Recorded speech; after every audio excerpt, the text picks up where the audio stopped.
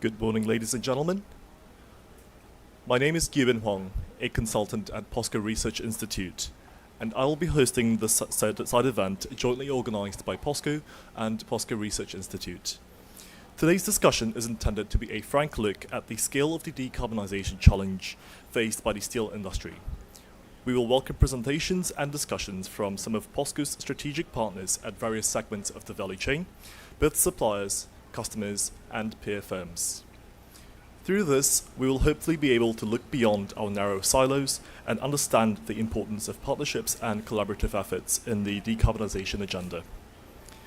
I would now like to welcome Mr. Hee-Gun Lee, Vice President of Safety and Environment at Posco, to give the welcome address.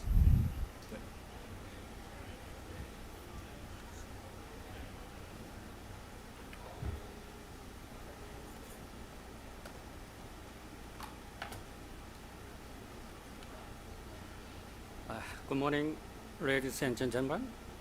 I would like to welcome you to today's event on decarbonizing the steel value chain, hosted jointly by Posco and Posco Research Institute.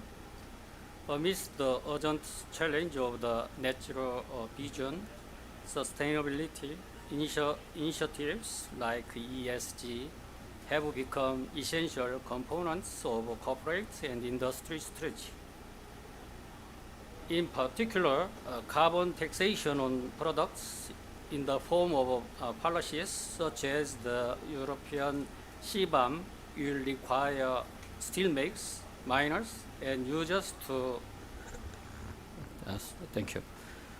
better understand environmental externalities and to account for such costs. This is not an easy transition for the steel industry, which forms the foundation of the global economy. Today's side event will not only discuss our efforts to decarbonize the process, but also the key role of partnerships in pursuing the net zero target. We are fortunate to be joined by WBCSD, a leading organization in the development of Scope 3 guidance and metrics, as well as the steel industry and our up and downstream partners, represented by Rio Tinto and Musk. I trust it will be a productive and so provoking discussion for all of us engaged in building a sustainable and resilient steel ecosystem. Thank you for your time, and I look forward to a fruitful events. Thank you very much.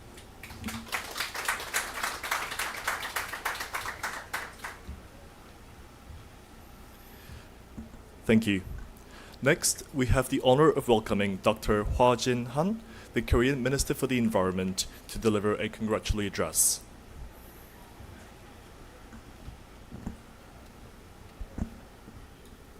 Excellencies, distinguished guests, ladies and gentlemen, good morning.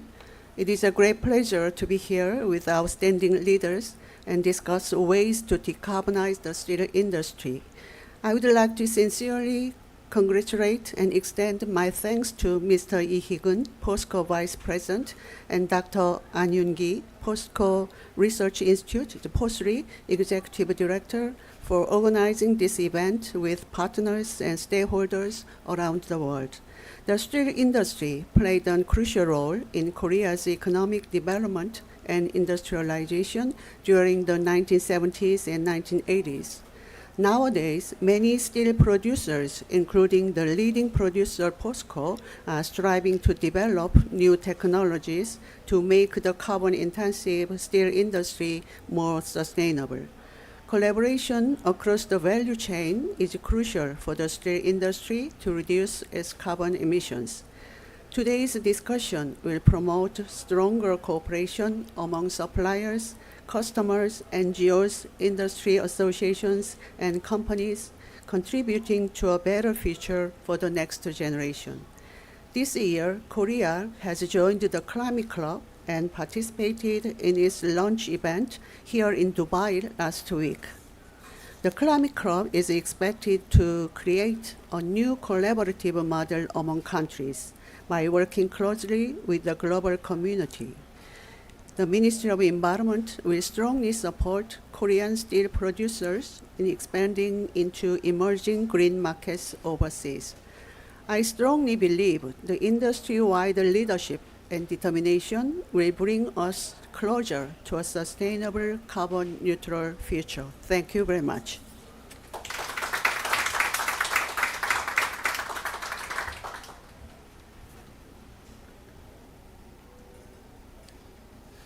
Thank you. I would now like to welcome all the speakers and distinguished guests to the stage for a photograph, please.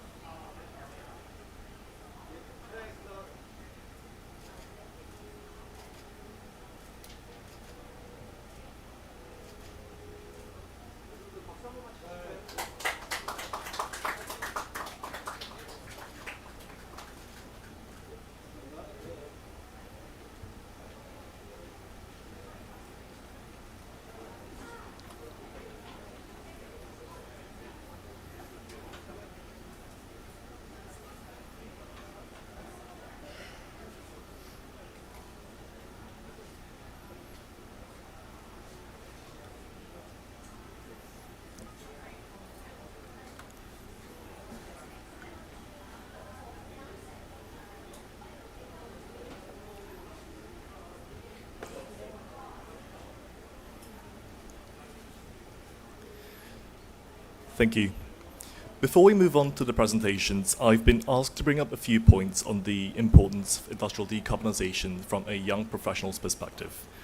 Many university-educated young people often perceive heavy industries, including steelmaking, as low-tech, heavily polluting industries. The University of Oxford, among other universities in the United Kingdom, have banned mining companies like Rio Tinto from careers fairs. This discourse clearly influences the way we think about jobs, careers, and long-term professional development. However, I think this perspective is beginning to change, and the reason for this is twofold. First, young people care about having a more prosperous future. People are beginning to realize that heavy industries like steel, chemicals, and mining are crucial building blocks to a more sustainable and developed global economy. Second, young professionals are increasingly realizing the amount of knowledge and talent it takes to decarbonize heavy industries and are willing to commit our time and vision to building this future. As such, I have received an increasing number of messages from university students asking about working for large industrial conglomerates who approach their careers with the understanding that these industries require expertise and domain knowledge in law, metallurgy, engineering, finance, and so much more. I'm broadly optimistic about the decarbonization of heavy industries like steel. The optimism lies in the fact that this transition is not only possible, but already underway. There are technologies that promise to reduce, and in some cases, even eliminate.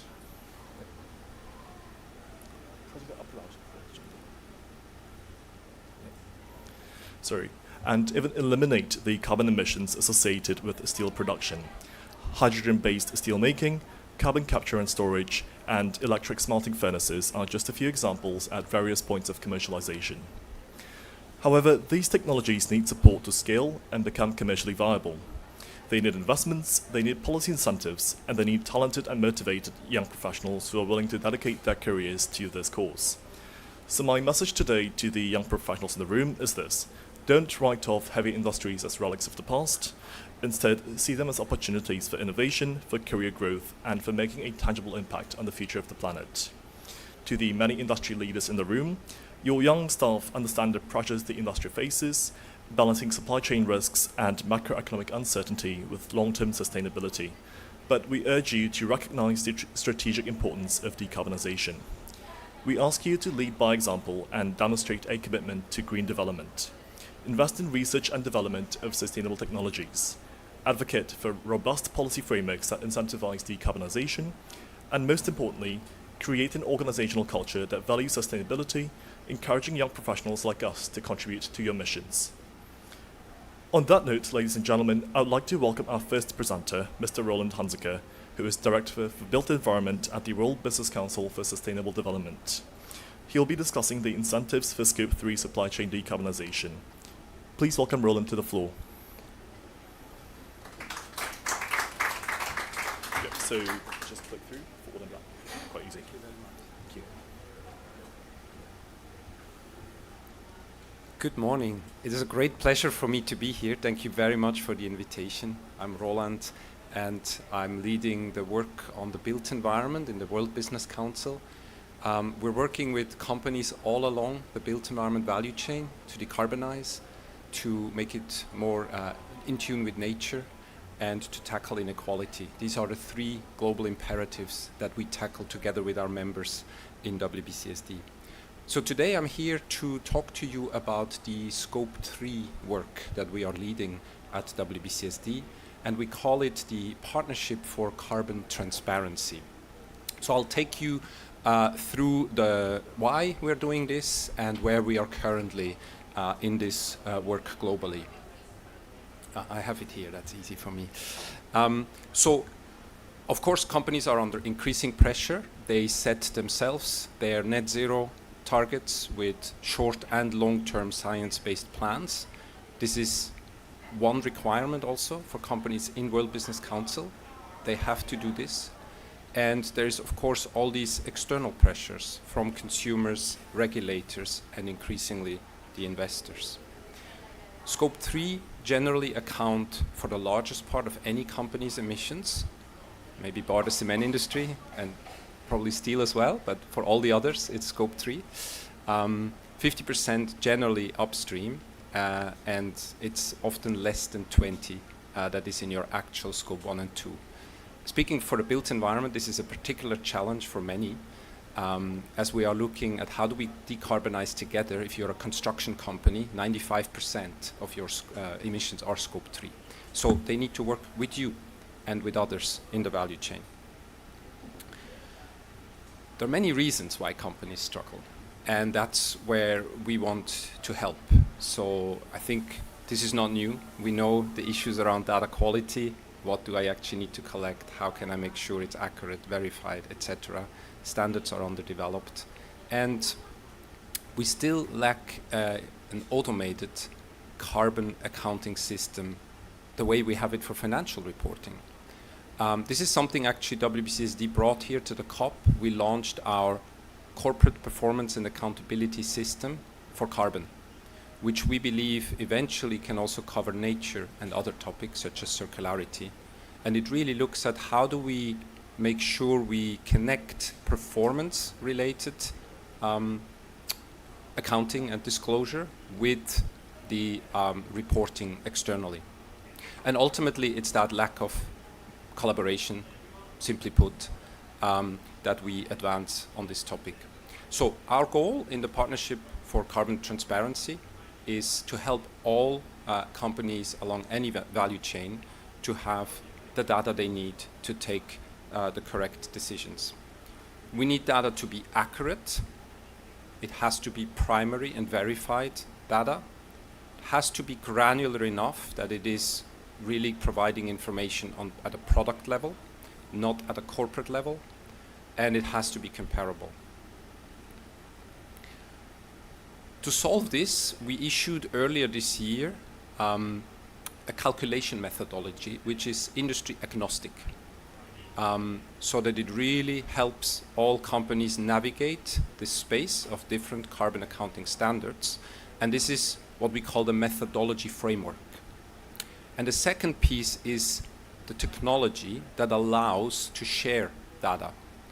This is not about creating another closed system. It is about sharing, interconnectivity, tech API, so that different systems can speak to each other. So the pact consists of these two elements, the methodology and then the technology platform for exchange. And then, I'll have that on another slide, we work with a lot of stakeholders in this process. So again, it's industry agnostic. It helps us in the harmonization of different product level accounting standards. It helps us be consistent and to help companies really drive their own ambition. And I'll give a couple examples in just a moment. The building blocks are around the emissions accounting. So what are the existing methods and standards that exist? How do we calculate product carbon footprints? How do we deal with data integrity? What are the sources, the hierarchy? How do we assess quality of data? And how do we enable the calculation of primary data? Assurance and verification. So, of course, how does all this get verified as well? And then, as I mentioned, the technology platform to actually exchange. Now, we are starting to look at some applications of this agnostic generic framework. And you can see we have started working transport in chemicals and batteries, but also steel. And that's notably through the Rocky Mountain Institute. So they're one of the partners, and they have worked. Now, I understand it's still work in progress. We were just discussing before coming in. Nothing is final yet. There's still a lot of investigation happening. But there's clearly now several value chains that are starting to do this work. From a built environment perspective, we're also starting to look at PACT. How would it enable us for buildings, but also infrastructure, to really create that data transparency that we need? So, how do we move from the current situation where it's ad hoc, it's laborious, many different formats, to a standardized format, a technology, several platforms of technology speaking to each other so that it's just becoming calculations that you can do with a click. This would not be a single platform, as I mentioned, but like a glue, a technical infrastructure that allows different solutions to interoperate with each other. It's inclusive, so it can bring in different network providers, it connects, and it helps companies keep the control of their data. Because data is distributed, it sits anywhere. The question is simply how can that get accessed in a good way. These are all the partners we are already working with, especially when it comes to different technologies. You can see many organizations are working on this. And so with the Pact, we've really created that central coordinating platform where all these initiatives come together.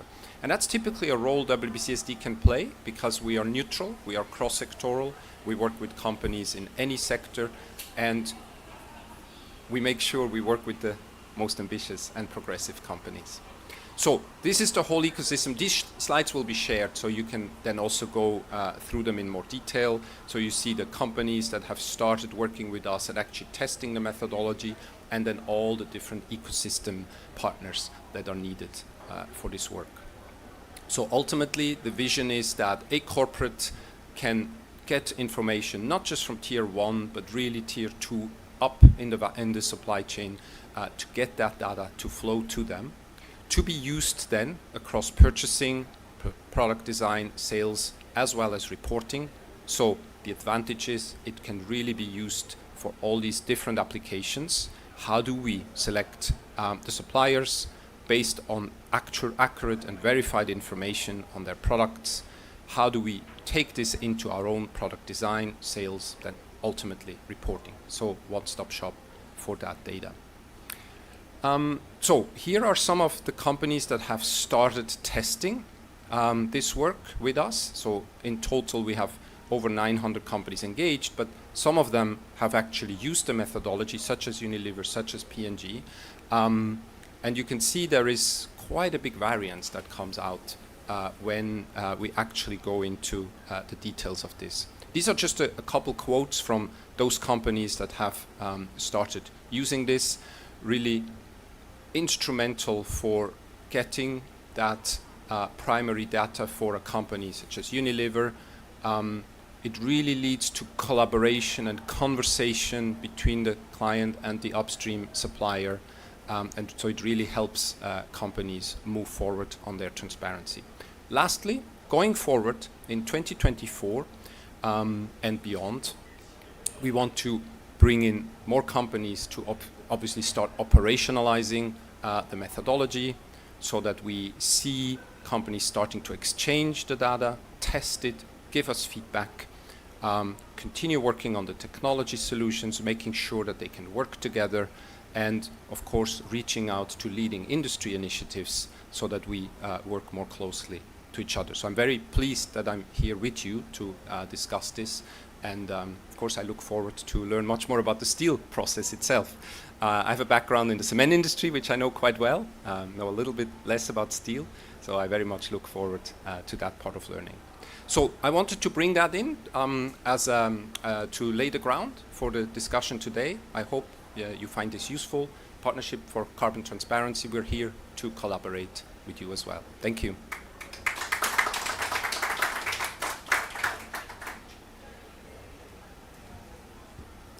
Perfect. Thank you, Roland. Very important discussion on the interoperability and transparency in data. Our next speaker is Mr. Hyun-Suk Lee from Posco, who is the session lead for the Carbon Neutral and Energy Group. Please.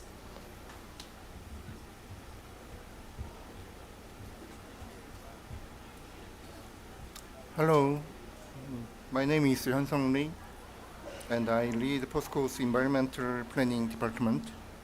At Posco, I'm responsible for calculating the company's greenhouse emissions and responding to Korean's emission trading scheme.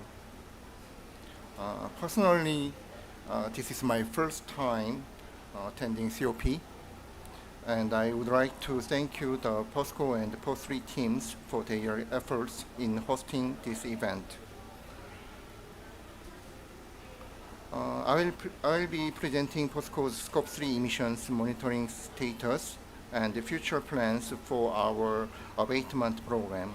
I'll start with an overview of the Scope 3 process, current status and issues, and conclude with improvement pathways and future plans. First, let me tell you about the overview of Scope 3. At IFRS announced the climate disclosure standards last June. Interesting importance of Scope 3 is increasing, and it has become mandatory to calculate and report not only Scope 1 and 2 emissions within the installation, but also Scope 3 emissions outside installations. Scope 3 are calculated for a total of 15 categories, including 8 upstream categories related to products purchased outside the installation, and 7 downstream categories related to products sold. A significant portion of overview industry supply chain emissions occur in Scope 3. However, the carbon intensive nature of the steel industry, Scope 1 and 2 account for 73%, and the Scope 3 emissions account for 27%. The portion of Scope 3 of the steel industry relatively small compared to other industries. In addition to the IFRS climate disclosure mentioned earlier, ESG evaluation investment organizations are requiring Scope 3 information as a mandatory item, and the number of companies reporting Scope 3 has also increased rapidly from about 930 in 2010 to about 3,300 in 2021. The following is the Scope 3 status and issues of major steel companies and raw material suppliers. Global raw materials companies such as Rio Tinto have taken service steps by establishing their own Scope 3 calculation reporting system and disclosing it to the public. While most steel companies report mainly on the upstream related to the purchase of the fuel materials due to different difficulties in calculating downstream emissions from product sales. Sorry.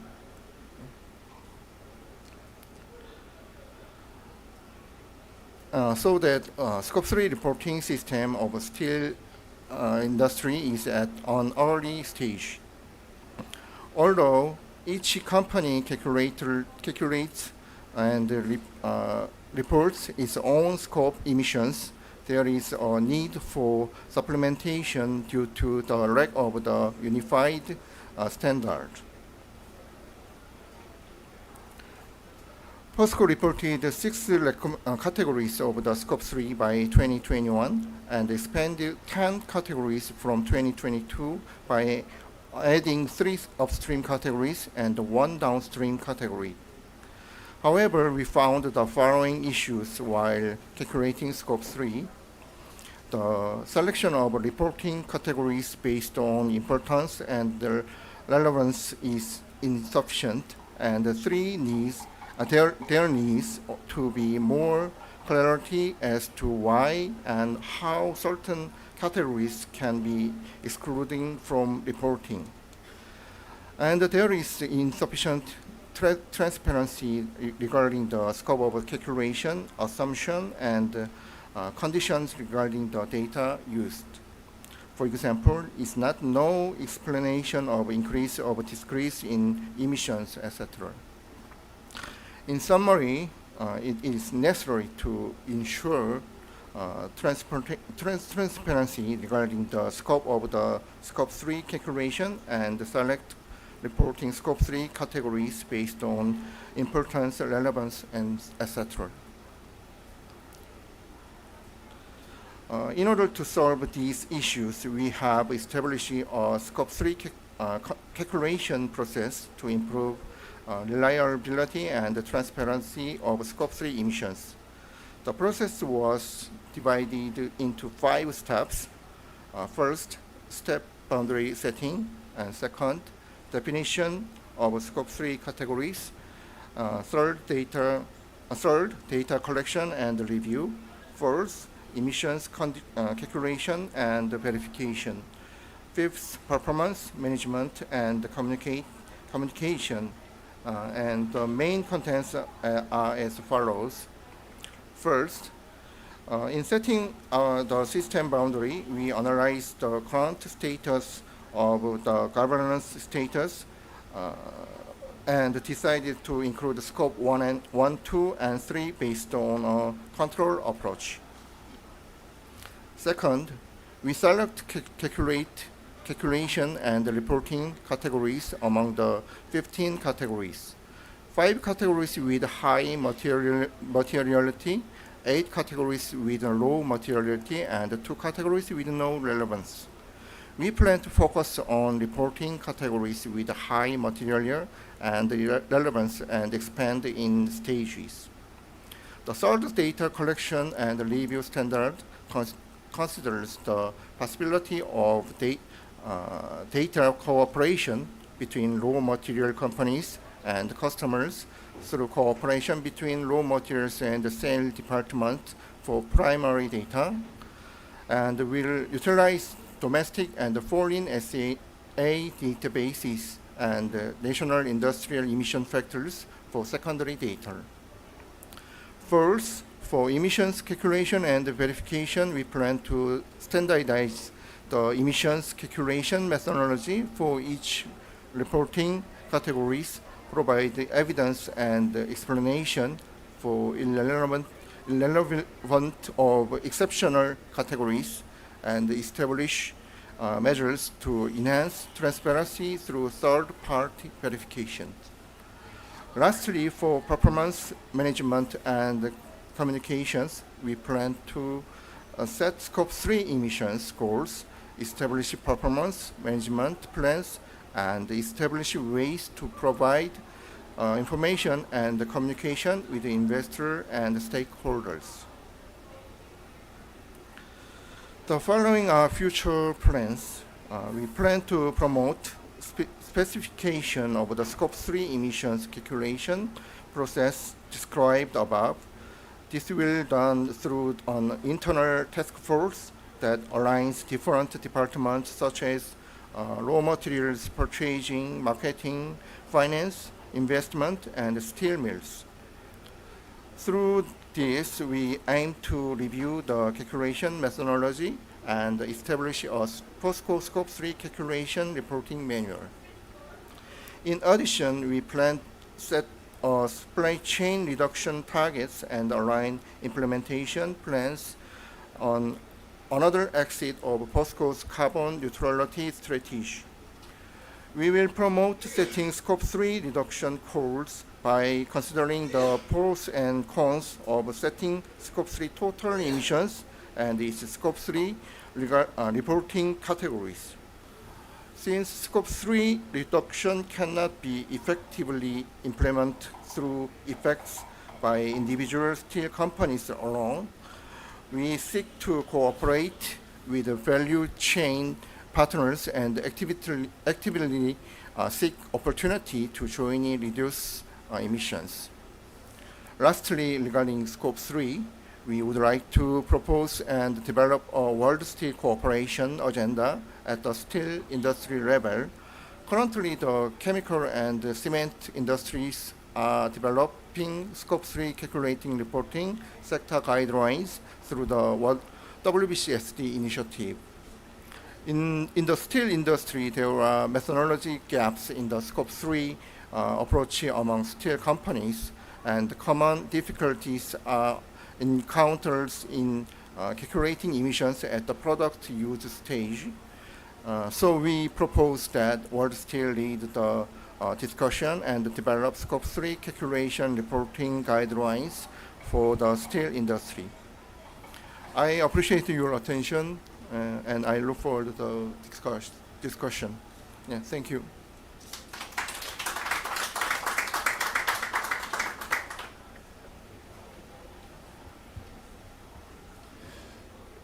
Thank you. Our next two speakers will be the steel industry's partners at the upstream and downstream. I'd first like to welcome Mr. David Lee, General Manager for Steel Decarbonization at Rio Tinto. David, please.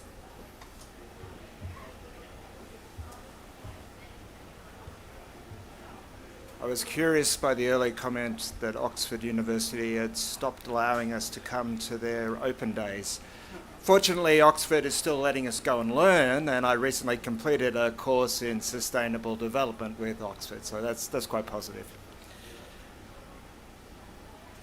I'm the General Manager of Steel Decarbonisation at Rio, and I'm extremely privileged to lead a team that is advancing technical development in finding solutions for decarbonisation of the whole of the steel value chain. So we're working with steelmakers, importantly our customers, we're working with universities and research organisations, and we're working with technology companies to develop that solution. Across my 35-year career with Rio Tinto, this is both the most exciting time in my career and the most challenging time. The low-carbon transition requires the development of new technologies, supply chains, and new iron ore products. Today, we will discuss Rio Tinto's initiatives that address Scope 1, 2, and 3 of the iron ore steel to value chain.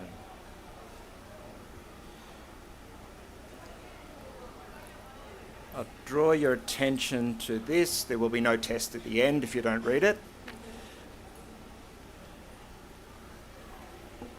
Steel has the largest cumulative carbon emission of any of the heavy industries, generating more than 8% of global CO2 emissions, and at 1.8 billion tonnes of steel per annum, steel is 10 times larger than all the other industrial metals combined. Rio Tinto is the largest exporter of iron ore into the steel mills in Asia, and in 2022, the emissions generated by our customers processing our iron ore are estimated at 387 million tonnes of CO2. That is more than 100 times larger than the emissions when we create that tonne of iron ore. Rio Tinto has announced ambitious targets to reduce and eliminate carbon emissions from our operations, with a 50% reduction by 2030 and net zero emissions by 2050. Our Pilbara iron ore business is investing in renewable electricity and is piloting electrification of our rail and haul trucks to eliminate diesel. I'll talk to some of this in my next slide. Our iron ore in the business in the Pilbara emits around 10 kilograms of CO2 to put 1 tonne of iron ore onto a ship. When that ship sails to our customers in Asia, we emit almost double that CO2 in the shipping process. Our marine business, operating 17 owned vessels and 230 chartered bulk carriers, is part of the First Movers Coalition, and we've committed to be net zero by 2050. We have a 3-phase plan, which includes efficiency improvements, and to date we have delivered a 34% carbon reduction in intensity against a 2008 baseline. We are doing this by using larger vessels, improving vessel design, and optimising our vessel speed and routes to market. Secondly, we are working on transitional fuels. We recently completed a year-long biofuels trial with BP and are about to receive our 5th of 9 LNG dual-fuel chartered vessels. And finally, as an end state, we are working on new fuels such as green methanol and ammonia through partnerships right across the marine sector. Lastly, the step in the value chain is steelmaking. In recognition of this challenge, in 2021, Rio formed a dedicated iron and steel decarbonisation team. We are looking at every aspect of the iron ore to steel value chain, whether that is new mine sites, how we process our iron ore and whether we can reduce its carbon impact, right through to working with our customers and technology partners on how we can come up with new technologies to process Pilbara ores. We're doing that because we have a very big company. We have experienced people in iron making, we have experienced people in geology, we have people who have extensive iron ore processing experience, but more importantly, we are working with partnerships across all of those aspects.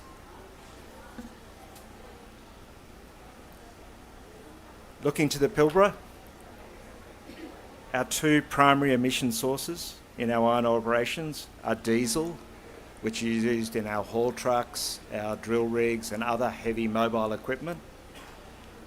And secondly, the gas we use to generate electricity. So about 2/3 of our emissions are related to our diesel consumption, 1/3 to electricity generation via gas turbines. The Pilbara region has a large solar and wind potential. Our newest Pilbara mine, Gudadari, has a 34 megawatt solar farm comprising 81,000 panels across 106 hectares. We have another 300 megawatts of solar projects in study phase, enough to eliminate half of our natural gas use. And we've begun wind monitoring programs to complement our solar ambitions. We also have a 45 megawatt battery storage system which is being commissioned to allow firming of those solar resources. Longer term, we are targeting the elimination of diesel, and we will pilot both electric trucks and electric trains over the coming years. Next to the processing of our iron ore, and as I said earlier, that for us, that's our biggest emission in our Scope 3. As one of the world's largest iron ore producers, we are playing a key role in supporting the decarbonisation of the steel industry. We are partnering with steelmaking customers, including both Posco and Hyundai in Korea, universities such as Seoul National University, and a number of engineering companies to develop CO2 reduction platforms along the steel value chain.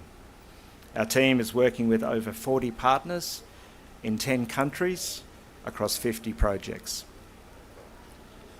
We have 3 key pillars to our decarbonisation approach, and they are spread across 3 time horizons. The existing pathways pillar is focusing on supporting our customers to improve the carbon efficiency of their blast furnace operations, and they have ambitions to reduce their emissions by 20 to 30% by 2035.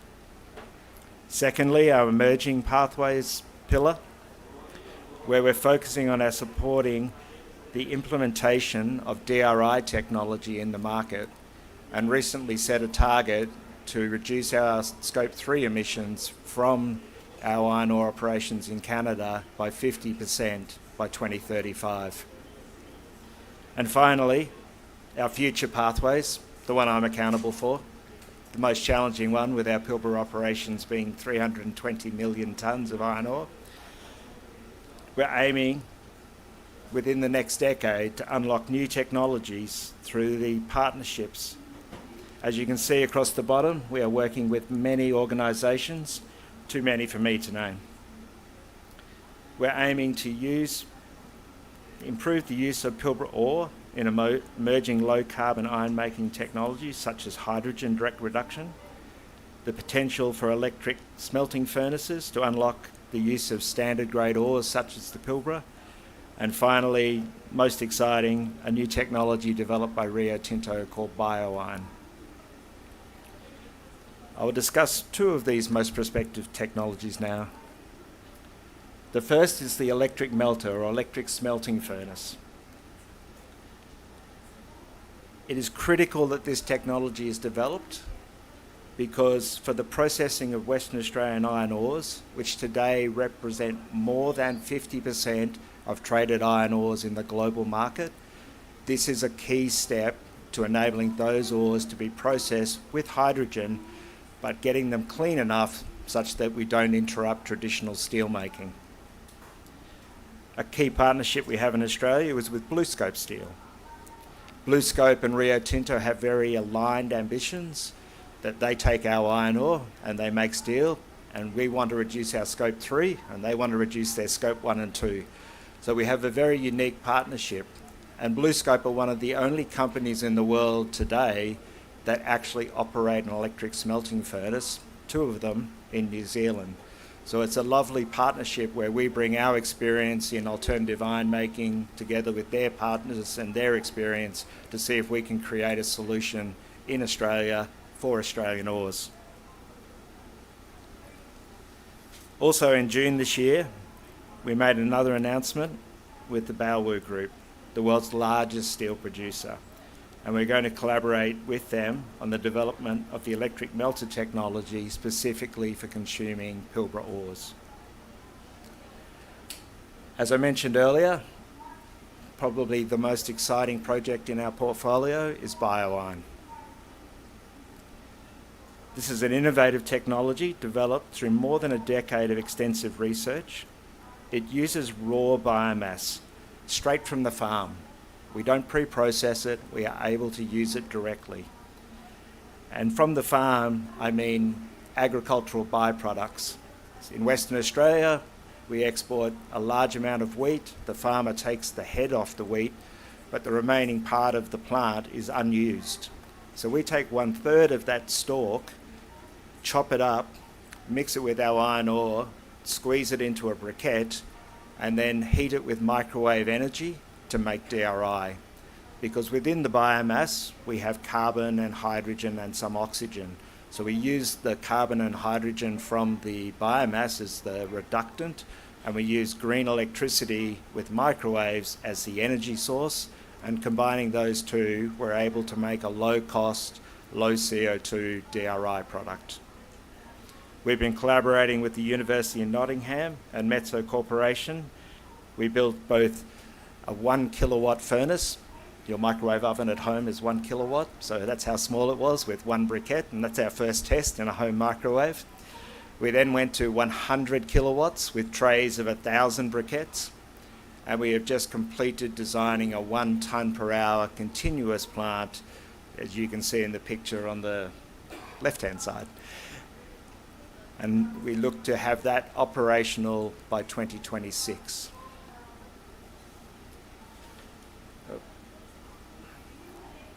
We're excited about BioIron for a number of reasons, but firstly, BioIron works very well with Pilbara ores. We've tested it with a range of iron ores, and the highest performance actually comes from the natural features and the minerals of the Pilbara ores. Secondly, the BioIron technology uses significantly less electricity than hydrogen, less than 1/3. And so in a world where renewable energy may be scarce, this is an important aspect. And thirdly, and possibly most importantly, our modelling indicates that when combined with the renewable energy and carbon capture and storage, the BioIron technology can pull CO2 from the atmosphere, draw it into the plant, make iron, capture the CO2 and then store it. So actually reducing the CO2 intensity of the atmosphere, which may be quite important given where we are today. Finally, I'll touch a little bit on our emissions methodology. For us to calculate our scope 1 and 2 is relatively straightforward. This is in our climate change report, by the way. And we transparently publish all of our CO2 emissions as well. So hopefully that will help the World Business Council. We're already publishing. And my thanks to Posco, who publish, and Nippon Steel. After that, no one else publishes. So it's very, very difficult. And your challenge is extremely challenging. Trust me, we have tried. Because we cannot directly measure the emissions of our customers processing our iron ores, we have developed very detailed energy and mass balance models, and we split those models across the 12 different iron ore products we produce, and we have developed methodologies for determining the best estimate by the different regions and our estimates of how our customers' operations are efficient to come up with factors for calculating our scope 3.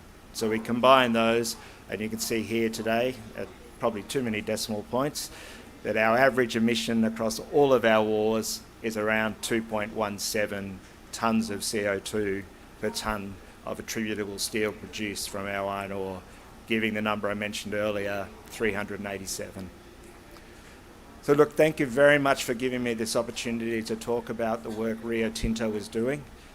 It's a real honour to be in such an esteemed company and to be contributing our part in solving the CO2 climate change problems of the world.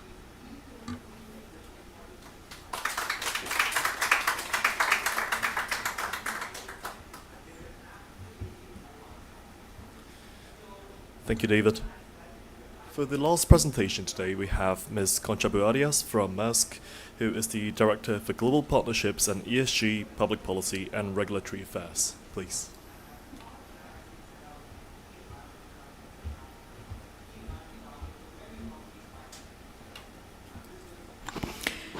Good morning, everyone. As said, my name is Concepcion Buarias. I work for Maersk. I've been working in the company for almost a decade, and I've been deeply involved in the decarbonization journey that we have initiated back in December 2018, and it was announced precisely before another COP meeting back in the days.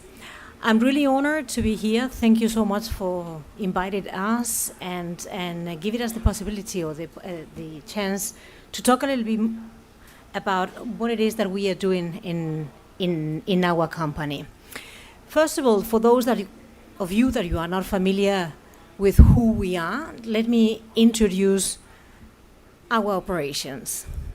And let me start by saying that everything that you have in front of you, or that you are wearing, or that you have been eating today, has actually came to you most likely on board one big vessel.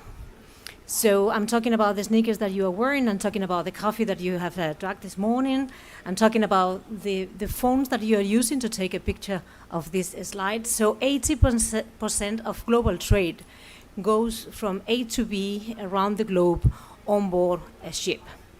And if you look at our company, so most likely 20% of global trade is moved by us in one of our containers, either on a ship, plane, train, truck, a store in a terminal, or in a distribution center. So we call a port every 6 minutes, and we have a very important responsibility to make sure that we enable trade. Trade is making our life easier on a regular basis, and logistics made trade possible. So that's in a nutshell what we do for living on a daily basis.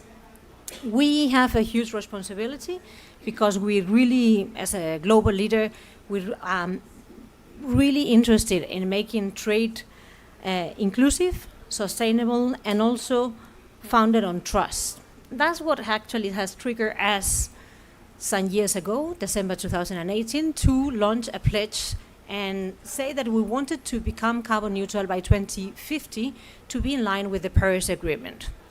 To be completely honest with you, back then, it was a shot to the moon. We didn't know, we didn't have a clue of how to get there.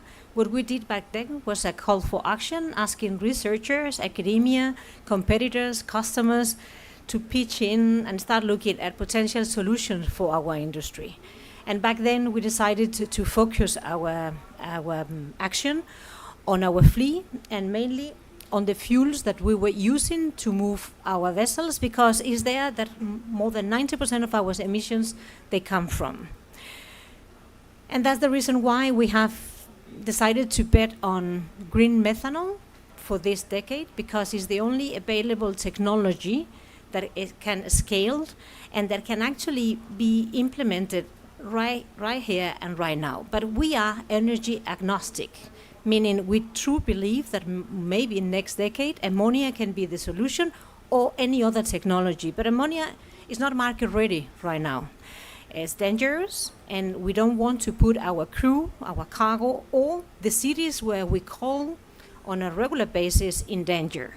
So that's why we have bet on green methanol right now.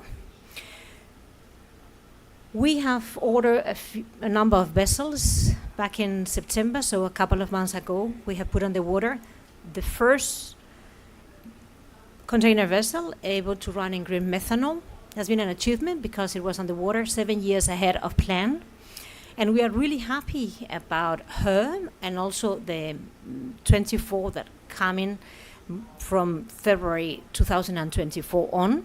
But we are also a little bit concerned because we don't know whether we are going to have enough green methanol for actually moving those vessels. I'm going to give you just a couple of details about that. The current production of green methanol is 100,000 tons. Maersk alone, by 2030, we will need around 5 million tons of green methanol.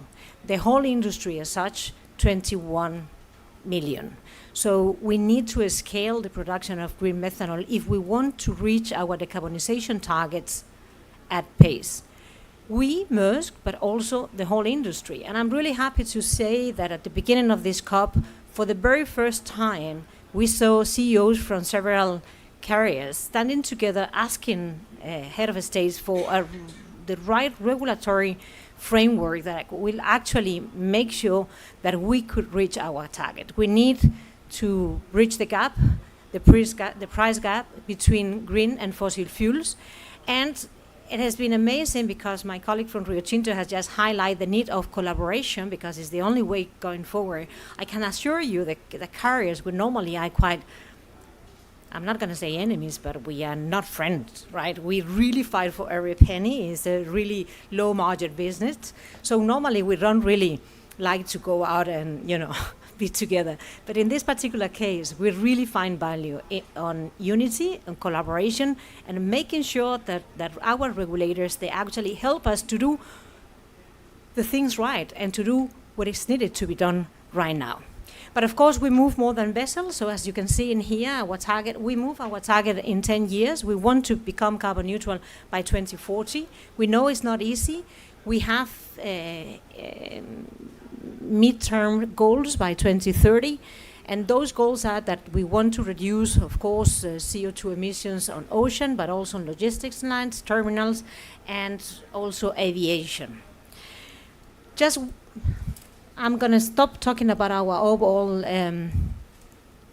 approach to decarbonization, just to let you know that we have an order book of 24, because Laura is already on the waters, vessels with dual fuel energy or engines, so that we want to have them sailing on the waters between 2024 and 2026.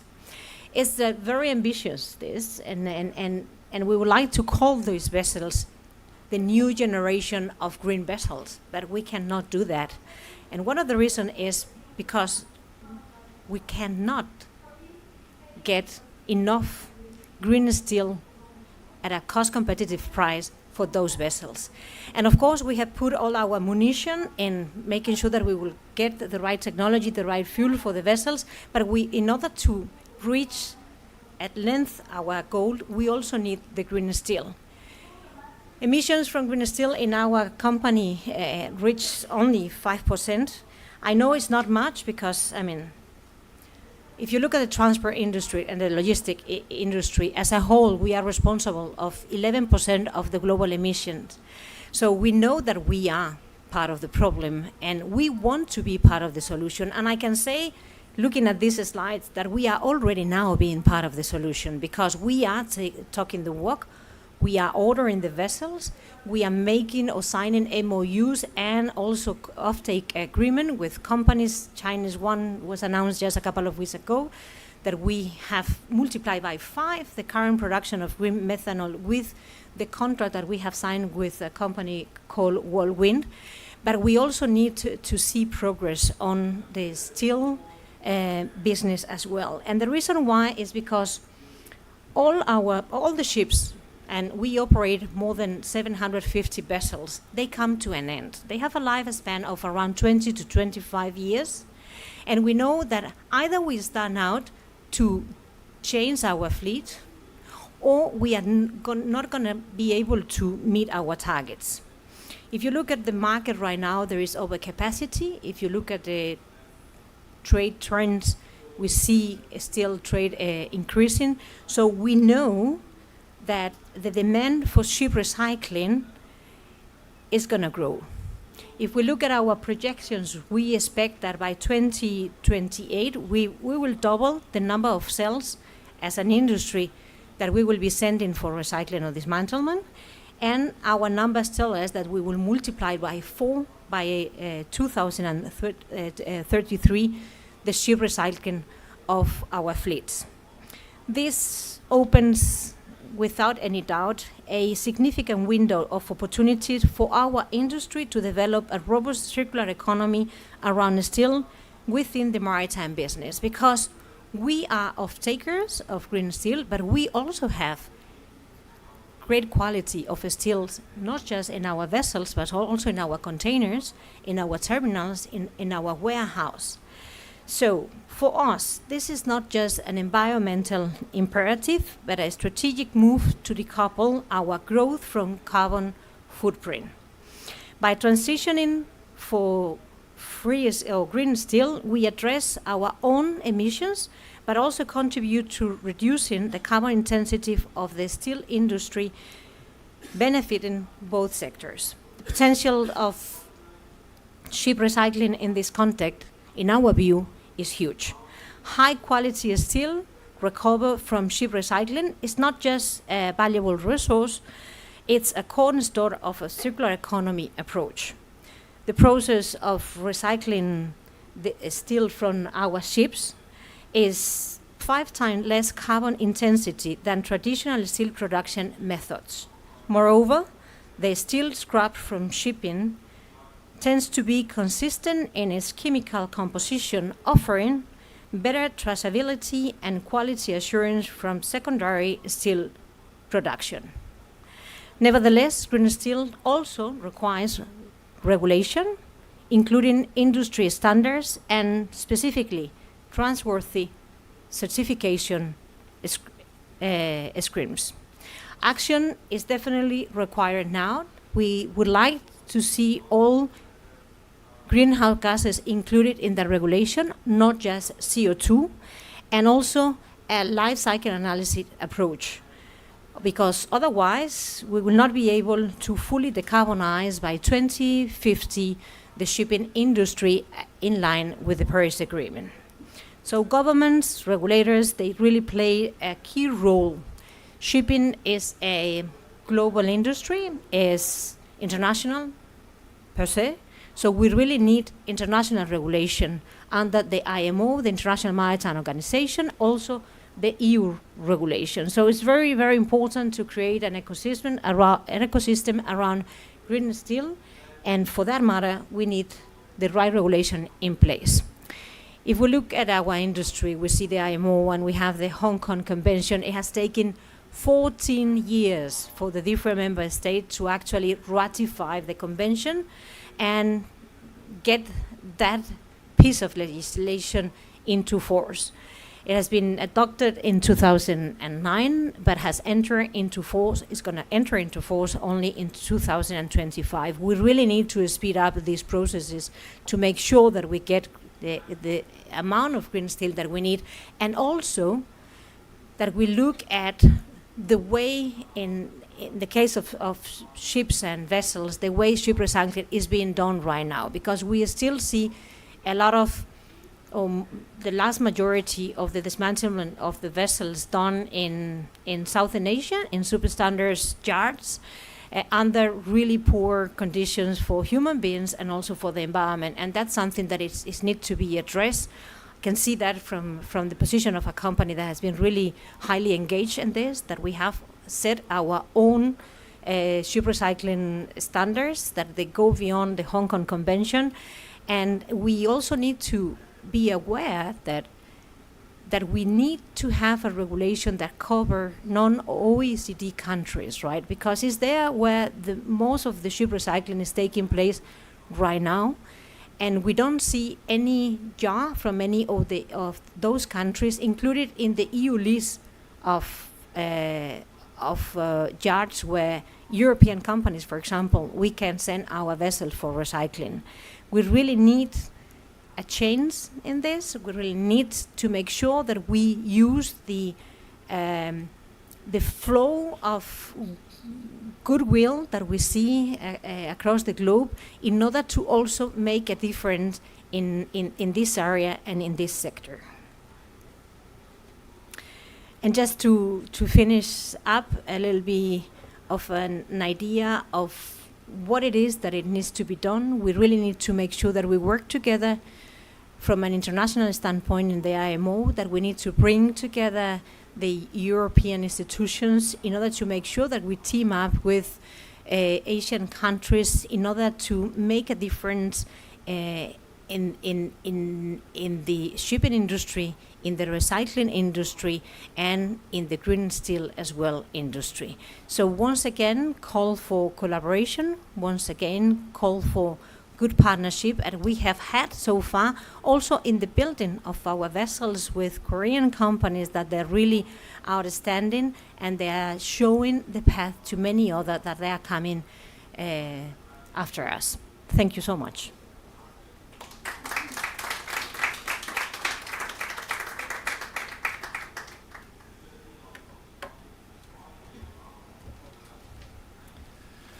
Thank you very much. Could we give another round of applause to all of the panelists and presenters today, please?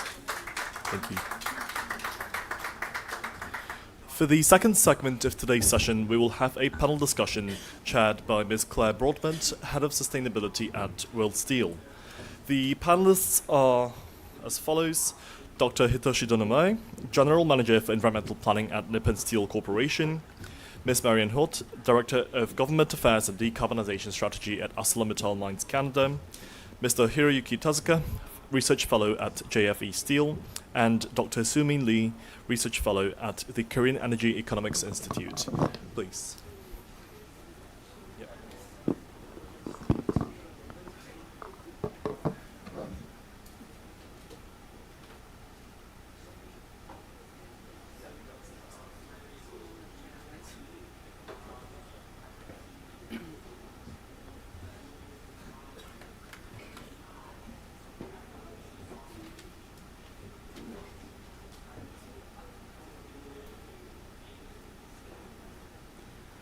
Okay, good morning, everyone. I'm Claire Broadbent. I'm head of sustainability within the World Steel Association. We're the global association of steel producers, including more than 85% of crude steel production around the world. And as we've heard already from David, that we're responsible for more than 8% of global crude steel, CO2 emissions. And this is one of the largest sectors which contributes to the emissions. But we do make 1.9 billion tons of steel every year. So it sort of puts it a bit into perspective, but it shows that we've got a lot of work that we need to do. I've been in the steel industry for more than 20 years, and I must say, for what Guillaume said before, it is actually a very exciting time to be in the steel industry. When I started, it was, all the stuff on data and methodologies. It was those guys on Excel spreadsheets and the nerds or the data geeks. Now it's everyone talking about emissions accounting, all the way up to the CEO level. And we've heard already from the mining sector, about the shipping sector, and how we're all really interlinked together. So I would certainly encourage anyone who's got access to those young people, those young minds coming into the industry. It actually is a very exciting time to be involved. So we've done a lot of work within World Steel on data collection, on methodologies. We also were one of the signatories launching the Steel Standards Principles earlier this week, which is really aiming to get this harmonization of methodologies that Roland talked about earlier on, to try and make sure that we're all using the same methodology so that things can be comparable. So I'm very excited here with our panel of experts we've got here today. And I'd first like to start with Dr. Lee. Can you summarize for us a little bit about the state of the negotiations related to the industrial track of the mitigation work program and how you see it from your perspective? Hello, good morning. I am Soo-Min Lee from Korea Energy Economics Institute, and I am currently participating in mitigation work program and GST negotiation. So first of all, I would like to thank presenters for providing great overview of the status quo and prospects of the steel industry. And I would like to also show my gratitude to Dr. An and Posco, who organized this wonderful event. Today, I will firstly talk about the prospects of steel industry. So I'll talk about the prospects of the steel industry in consideration of the mitigation negotiation, ongoing negotiations. So before going into the aspects of the steel industry, I'll go briefly over the negotiation part. So at this COP28, the biggest negotiation and political outcome is the GST decision.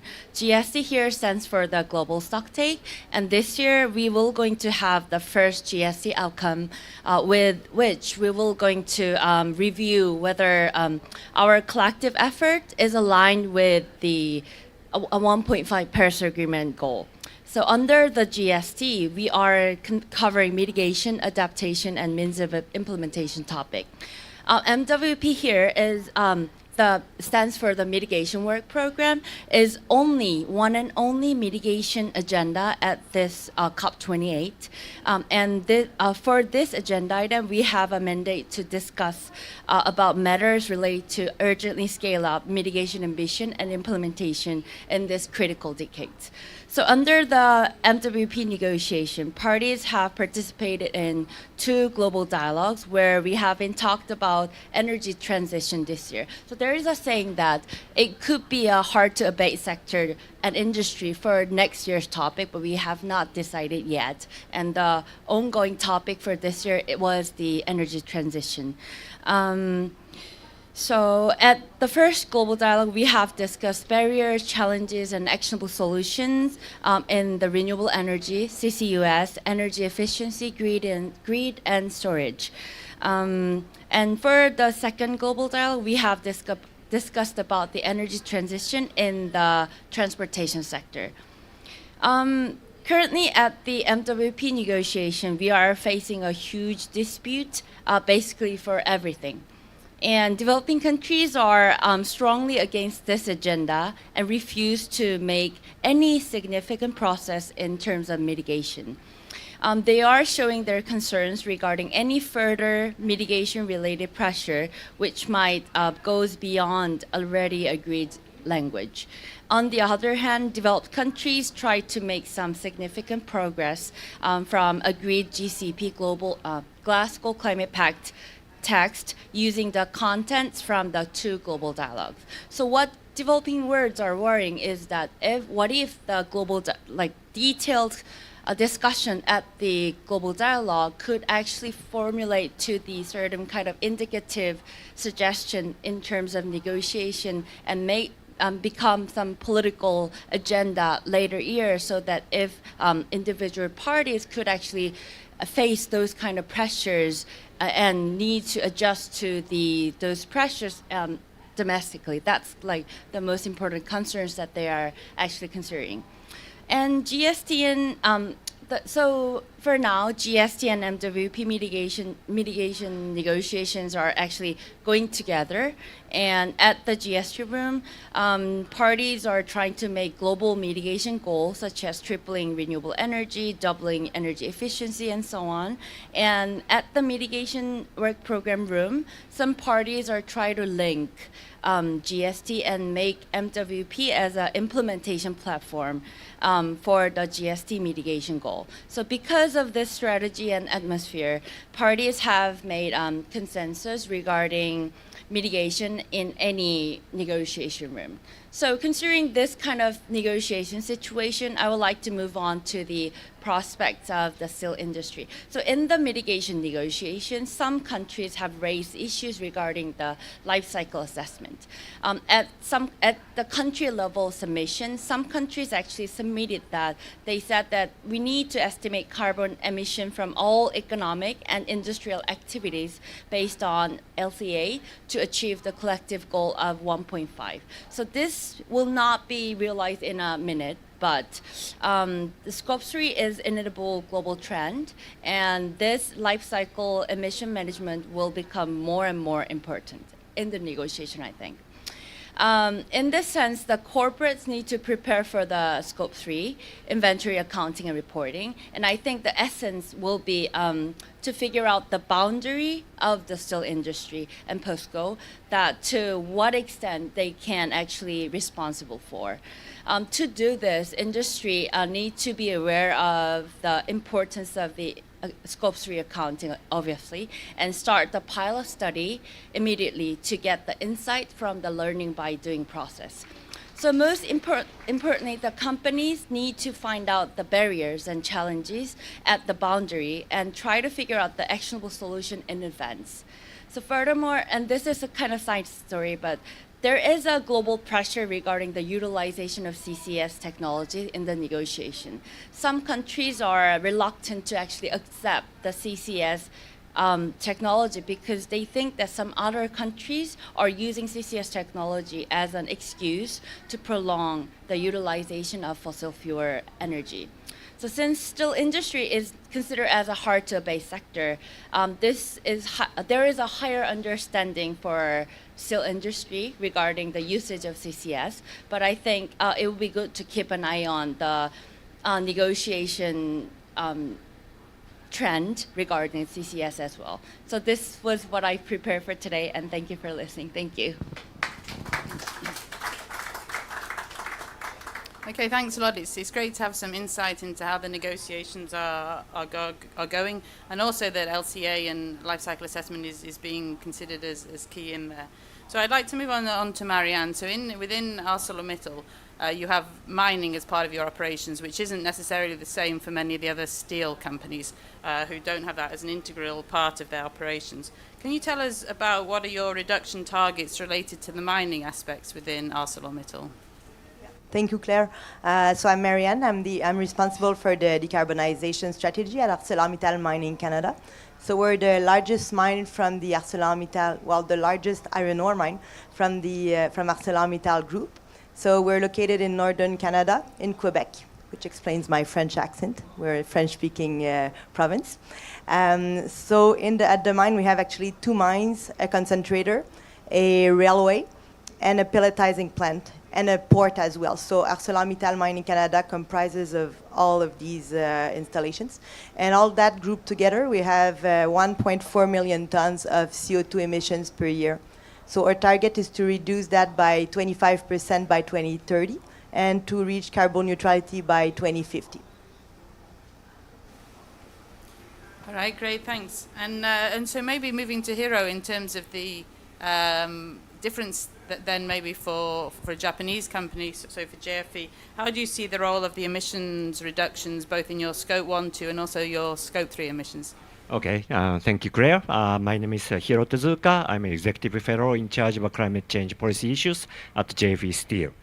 Of course, our company is taking this very similar approaches to Posco, and we have started reporting the Scope 3 emissions voluntarily starting from 5 years ago. Our current reporting is covering 8 categories, category 1, 2, 3, 4, 5, 6, 7, as well as 15. And the total number is 23 million tons in 2022. Out of that, category 1 is 19 million tons, which is raw material associated emission. So predominantly, our Scope 3 is raw materials emissions.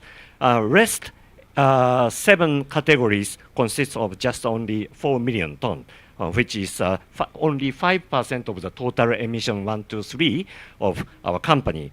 So probably 5% emission is within the statistical error of calculations of Scope 3 because there is no clear definition, measurement rules, and standards for the Scope 3 calculations. But we are anyway reporting Scope 3 8 categories simply because we are publicly traded companies and we need to use the numbers for engagement with our stakeholders, including the shareholders and many other social entities. So our understanding is for reporting Scope 3 is to use the action of the publicly traded company or big exposure company such as us to put the pressure on the upstream or downstream suppliers or service providers who are not necessarily big company like us, but maybe a small and medium-sized companies or non-public companies or foreign companies who are not necessarily taking us very the aggressive measures on climate change, the mitigation issues. So if this is the case, the value and the meaning of Scope 3 reporting is not necessarily in numbers, but in reporting itself. So precise calculation or strict the rules, which may require a lot of efforts, may not be a real matter, but the engagement with Scope 3 supply chain, the companies are more important for the company like us. In our case, as we have already heard from the Rio Tinto colleague, that the raw material, the suppliers started taking various measures to reduce their own Scope 1 and Scope 2 emissions, which is our Scope 3 emission.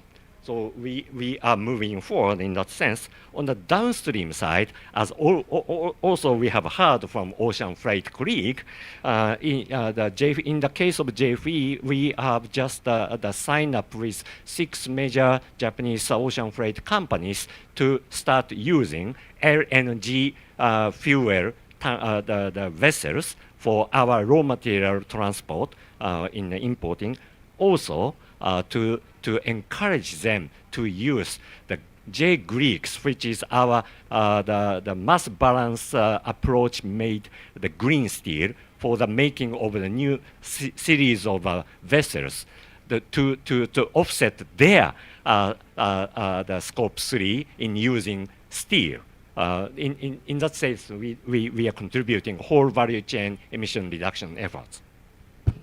Thanks, Hiro. And Marianne, just going back to that, because you're obviously seeing from the mining side within the ArcelorMittal mining division and your direct work, How are you? What is your sort of?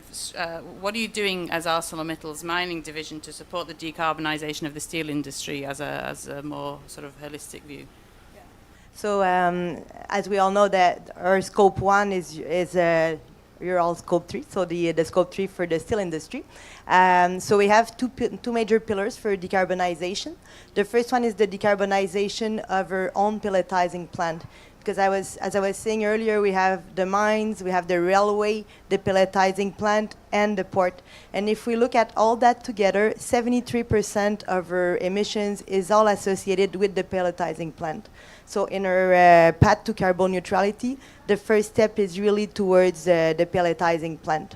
The major portion of our emissions is really inside the pellet making. We have coal, which is part of the recipe when you're cooking it so that it's cooked evenly and it gets the right properties. And then we have bunker fuel to cook the pellets, so to get the heat up to 1,300 degrees. So our goal is really to replace those two major fuels by bioenergies. And the reason why we chose to go towards bioenergies is that electrification, first of all, there is no existing process to electrify and get to those high temperatures. And the second reason is that electricity is extremely rare at the moment in Quebec, so it's very, very hard to get the megawatts that are necessary. So all that together, we decided not to go towards electrification for now. We're going towards bioenergy because we're in a forest region. So we have lots of wood residues from the wood industry that we want to use to make biofuel. And when you make biofuel, let's say you want to make biochar, at the same time, during the pyrolysis, you also get bio-oil, you get biogas. So our goal is really to reuse all of these energies that will be produced, so biochar, bio-oil, biogas, and replace all of the fossil fuels that we have, so bunker fuel and char, by those biofuels. If we cannot reach 100% substitution, which is possible, then we'll go use plasma torches or hydrogen combustion for those specific areas where it will be needed. And the last resort will be carbon capture. It's not our first choice because our concentration is very low. We have large amounts of CO2, but it's extremely diluted. So far the technologies are not developed enough to go in that direction. So this is the first pillar of our decarbonization, so decarbonizing our actual pelletizing plant. And the second one is really to support the steel industry that's going towards electric arc furnaces. So you all know, you're all from the steel industry, you know it better than I do. The steel industry is going towards electric arc furnaces to reduce their emissions. You can reach targets of 2 to 7 times the reduction versus blast furnaces. So all this requires the direct reduction pellets. So our goal is really to transform our current pelletizing facility, because right now it's limited to a small amount of direct reduction pellets. So we want to add in flotation to be able to reach 100% of DR capacity, direct reduction pellet capacity, so that we can support the transition towards electric arc furnaces for the steel industry. So just to finish, in order to make green pellets or green steel, you need green iron. So we're making everything to make it possible. Great, and it's great to see the breadth of solutions that we have as a steel industry. There is, I mean, it's quite clear that there's no one solution for all steel companies. It depends very much on local conditions, geographies, policies, and what resources we have available everywhere. So we've heard quite a bit about the upstream Scope 3 emissions, and I'm quite disappointed that we have to use the same term Scope 3 for both upstream and downstream. It causes a lot of confusion. But if we talk about our Scope 3 downstream emissions, and maybe looking into our customers. So Hitoshi, you have, we've talked a lot about greenhouse gas standards, reporting standards. You also have within Nippon the NS Carbolex product that you've developed. Can you talk a bit about that and how, the demands from customers, and maybe a bit on the topic of mass balance in terms of how you're addressing greenhouse gas emissions within and reductions within Nippon Steel? Okay. Thank you very much, Crea, and thank you very much for inviting me today to make discussion as a panelist. And Thank you very much for all the presentator about the Scope 3 emission calculation. I studied a lot about the Scope 3 emission calculation. Thank you very much. But the Korea's request is for the mass balance approach of steel, green steel products.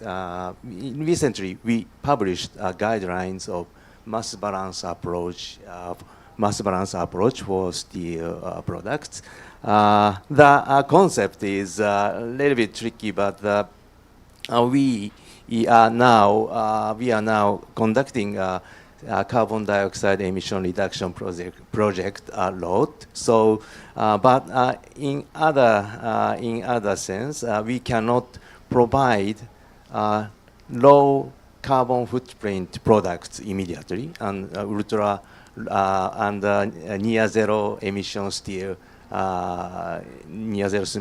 steel products immediately. So we are now pull the carbon dioxide reduction credit into our account, and we issue the certificate, the carbon dioxide reduction credit and we will sell steel product with the certificate. So the customer buy that kind of products with certificate can reduce their Scope 3 emission.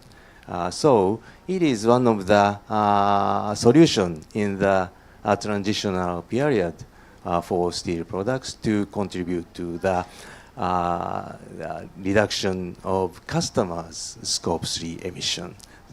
So we are now discussing with Korea and with World Steel members to make some guidelines of this mass balance approach method to the world.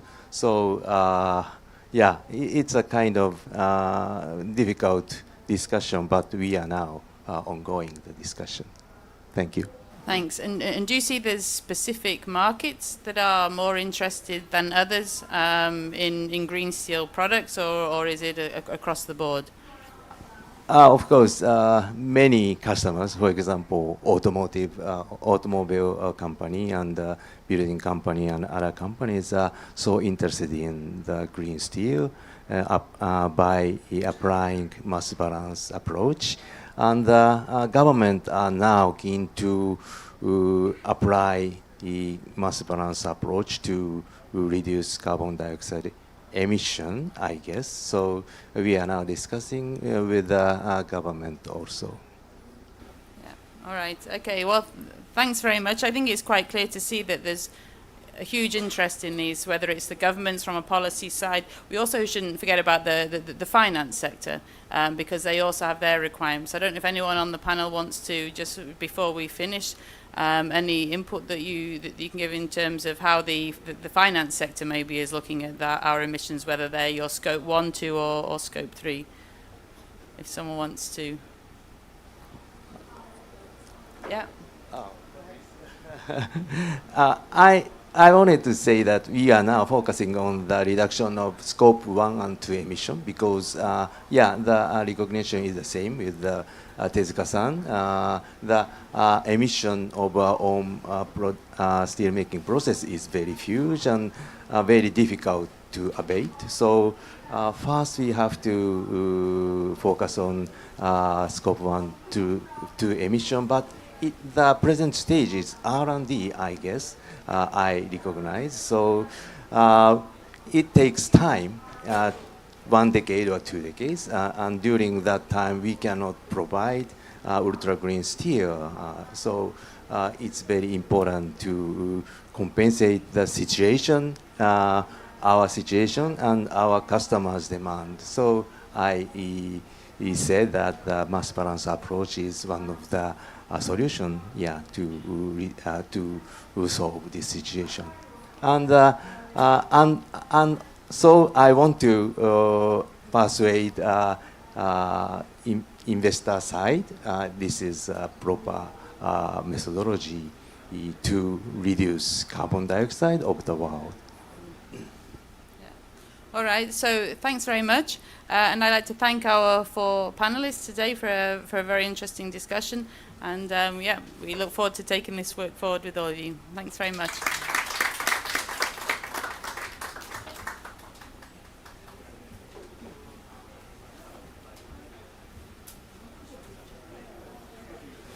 Sorry, ladies and gentlemen, before we close, I would next like to... No, sorry, if you could take your seats, that'd be great. Yeah.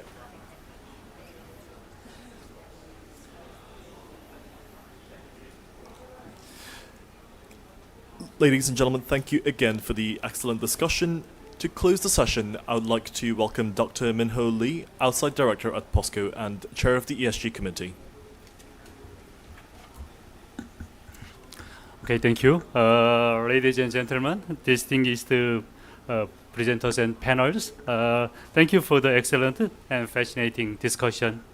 As chair of the ESG Committee on Posco's Board of Directors, I have the privilege of being a part of this once-in-a-generation shift in the global steel value chain.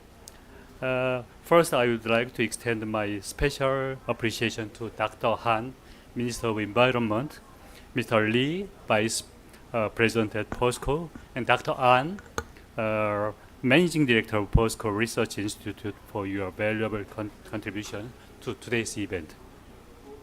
Now, based on diverse but samely valuable comments made by the distinguished experts during this morning's event, I would like to summarize my personal takeaways in 2 key lessons. First, it is that the steel industry is at the heart of green economic development, as we all agree here. As customers of upstream miners and suppliers of major economic sectors like automotives and construction, our choices in procurement, sales, and technological investments have a direct impact on building a cleaner and more prosperous and sustainable world.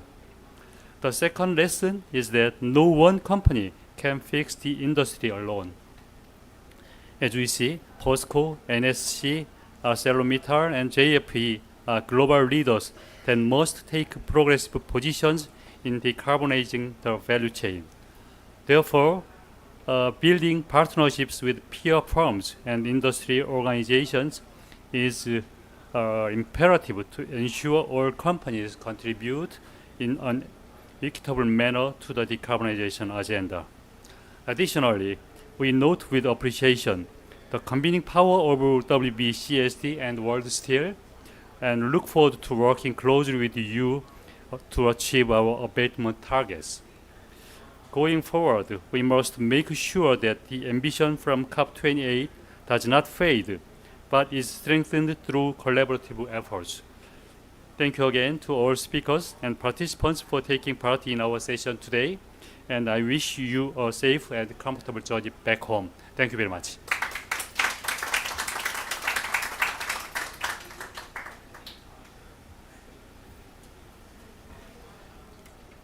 Thank you. That now marks the end of our session today.